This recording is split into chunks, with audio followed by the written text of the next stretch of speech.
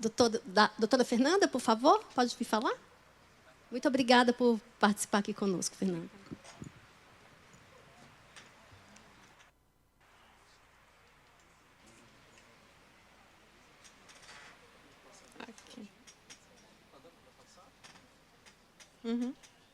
Sim. Bom dia, pessoal. Agradeço imensamente o convite. Cumprimento a todos os colegas participantes. Eu vou seguir a linha do professor Sérgio André e tentar falar de forma mais breve possível.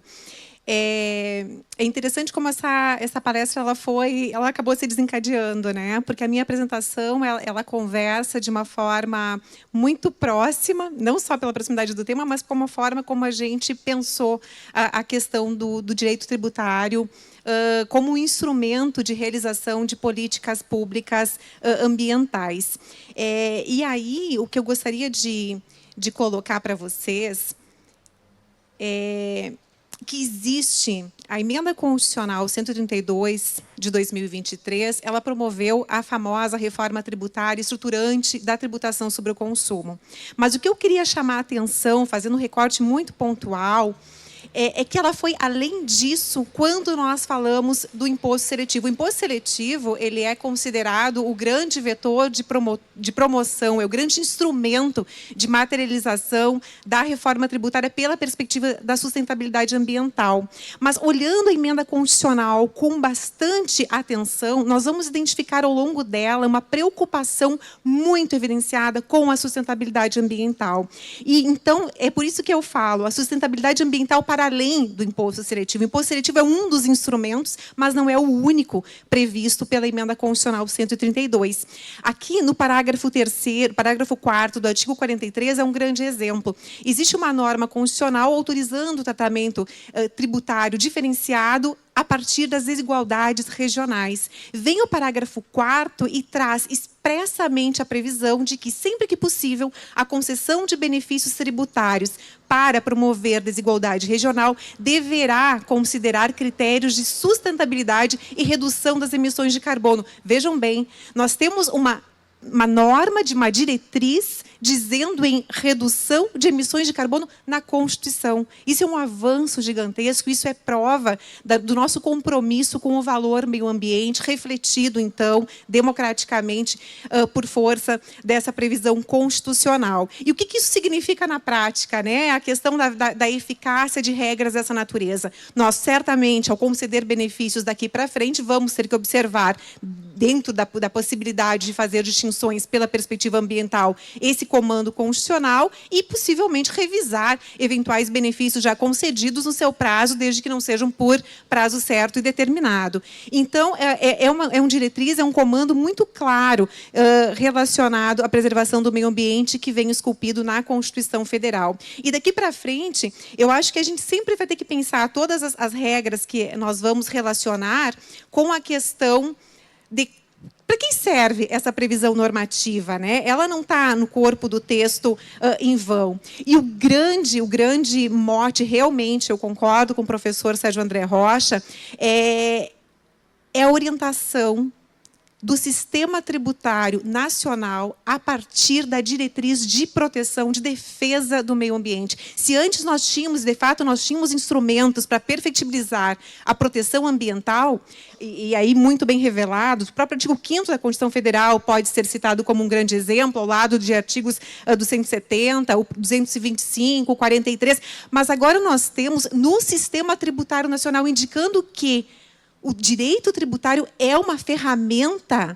em prol, a favor da construção de um sistema tributário ambiental. Então, esse artigo ele é revelador e ele é a diretriz que deve orientar as nossas atuações a partir de agora. Sim, eu entendo que na instituição de um tributo é o princípio da defesa do meio ambiente que deverá ser levado em consideração. Na construção das nossas políticas públicas, há uma nova vertente, há uma nova diretriz que deverá, sim, ser considerada.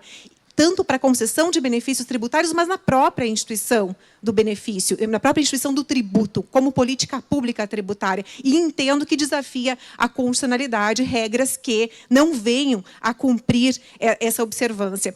Indo adiante, a gente vê sustentabilidade ambiental numa diretriz prevista, por exemplo, para elaboração de alíquotas do IPVA, falando em impacto ambiental. E todas essas regras que eu estou colocando aqui, elas estão previstas na Constituição Federal, demonstrando a importância que essa vertente tem como valor social, como valor de proteção para orientar a tributação no Brasil. Quando a gente fala dos fundos, o Fundo Nacional de Desenvolvimento Regional, que é deslocar a transferência de recursos, não mais por intermédio de tributação, e sim por intermédio de financiamento, de valores repassados, nós temos aqui uma diretriz relacionada à aplicação desses recursos. Se o Estado vai alcançar valores financeiros para determinadas atividades, há uma diretriz constitucional muito clara, falando que esses recursos eles devem levar em consideração ações de sustentabilidade ambiental e, mais uma vez, redução de emissões de carbono. Eu estou falando do texto constitucional. Está escrito no texto constitucional uma preocupação muito premente com a questão ambiental de uma forma antes que não havia. O artigo 225 só reforça que, em relação aos novos tributos criados, IBS e CBS, deve-se manter o diferencial competitivo de uma forma de uma tributação menos rigorosa em relação aos tributos de baixa emissão de carbono. E, depois disso, nós vamos encontrar no artigo 92b o tratamento tributário favorecido dispensado à Zona Franca de Manaus, e o que está por trás da Zona Franca de Manaus também é o artigo 43. Então, mais uma vez, deixando muito claro que os benefícios tributários ofertados àquela região, eles devem ser sustentáveis pela perspectiva ambiental, eles devem ser comprometidos com a emissão de carbono, e aqui gera uma reflexão se o benefício concedido no final da tramitação do PLP 68, que originou a Lei Complementar 214 de 2025, concedendo tratamento tributário diferenciado para o refino do petróleo naquela região, se ele observa, de fato, essas normas constitucionais. Então, aqui me parece que nós já temos uma margem para provocar uma regra prevista na Lei Complementar 214 de 2025 a partir da perspectiva ambiental. Se a desoneração do refino de petróleo na Zona Franca de Manaus é compatível com o princípio da defesa do meio ambiente, com as emissões de carbono, com essa preocupação relacionada à sustentabilidade ambiental. E aí nós chegamos no imposto seletivo, que é o grande coração desse debate, dessa apresentação, desse resumo de como foi o tratamento dispensado na reforma tributária para a questão ambiental. E aí vem o imposto seletivo.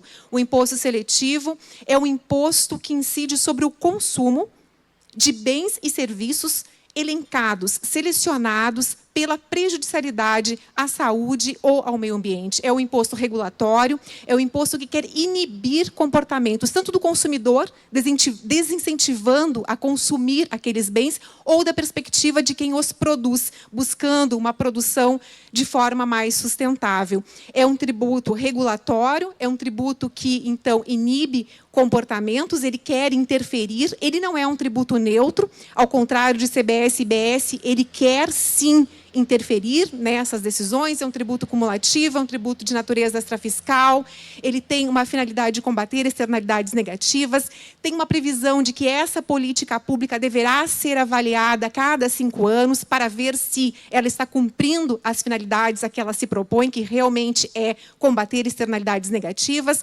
e com base nessas regras, e é importante que se diga também, é um tributo de natureza preponderantemente extrafiscal e, por certo, ele não se despe, ele não se afasta da sua natureza arrecadatória. Nenhum tributo ele é despido dessa natureza de também arrecadar. Esses valores arrecadados eles vão ser compartilhados, repartidos com estados e com municípios, à semelhança do que acontece hoje com o IPI. E nessa linha, a partir dessa carta em branco ofertada pela Constituição Federal, que deu parâmetros para a construção desse imposto, que vai incidir sobre bens e serviços prejudiciais à saúde e ao meio ambiente, a Lei Complementar 214 de 2025 elencou quais são esses bens da vida que vão se sujeitar à sua incidência. E, nessa perspectiva ambiental, há uma diretriz pela sua incidência sobre veículos, embarcações, aeronaves e bens minerais extraídos. Toda a regulamentação do imposto seletivo deve ser feita por força de lei complementar, à exceção das suas alíquotas, que virão por lei ordinária. Em relação aos veículos, há um desenho muito claro de quais são os critérios, pela perspectiva da sustentabilidade ambiental, que vão nortear a sua cobrança. Em relação aos bens minerais extraídos, isso está em fase de construção, mas acredito, assim como o professor Breno, que a forma como vai ser desenhado esse modelo, essa construção das alíquotas, vai poder ter um reflexo e vai poder nos dar mais controle em relação a quais são os critérios que se quer desincentivar, inclusive pela perspectiva da emissão de gases poluentes, promovedores do aquecimento global e por conta do efeito estufa. Muito rapidamente, eu acho que são essas as considerações. Agradeço a oportunidade. Todos nós temos muito mais a falar sobre o tema, afinal, todos nós estudamos com muito afinco essa matéria, né? No âmbito da Procuradoria-Geral da Fazenda Nacional, nós realizamos o assessoramento jurídico do Ministério da Fazenda em matéria tributária, portanto, acompanhamos bem de perto a construção do PLP, que originou a Lei Complementar 214. Fizemos assessoramento do Ministério da Fazenda na regulamentação agora da lei ordinária e, possivelmente, depois, do decreto que vai materializar, né, o imposto seletivo e todas as demais regras no ordenamento jurídico. Obrigada pela oportunidade. É isso. Obrigada, Fernanda. Muito obrigada, viu? Uma aula maravilhosa, viu? Gente, isso aqui é um desafio, né? Fazer um resumo de tudo que eles estudaram esse tempo todo, desse jeito, não é simples. Me perdoe pela restrição do tempo.